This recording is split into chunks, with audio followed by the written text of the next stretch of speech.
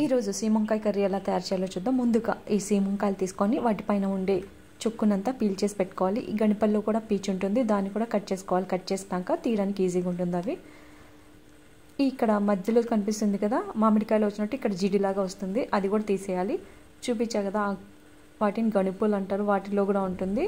ఆ చుక్కు మనకు first cut చేయడానికి వల్ల కాదు, అట్లా కట్ చేసాకే తీయగలుగుతాం. వాటిని కూడా తీసేయాలి, లేదంటే పీచు పీచుగా వస్తుంది మనకి తినేప్పుడు. అలా నీట్గా అంతా పీల్ చేసేసుకున్నాక చిన్న చిన్న ముక్కలుగా కట్ చేసి పెట్టుకోవాలి.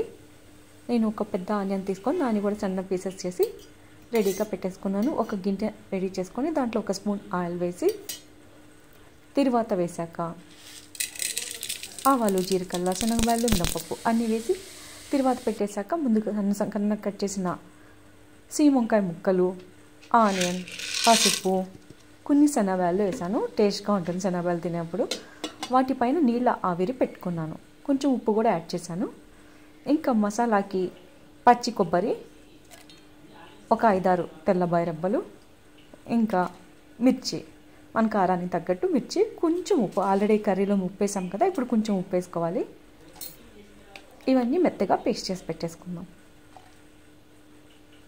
ఈ కర్రీ మనకి చపాతీకి కానీ అన్నానికి కానీ చాలా టేస్ట్గా ఉంటుంది. ఇంచుమించు మనకి బీరకాయ టేస్టే వస్తుంది. సీమంకాయ కూడా పర్లేదు, తొందరగానే ఉడికిపోతుంది. ఒక 15 మినిట్స్లో ఉడికిపోతుంది సన్న ఫ్లేమ్లో. ఇప్పుడు బాగా ఉడికిపోయింది. ఈ మసాలా కూడా యాడ్ చేసి బాగా కలపెట్టుకుందాం. చూడండి, కర్రీ రెడీ అయిపోయింది.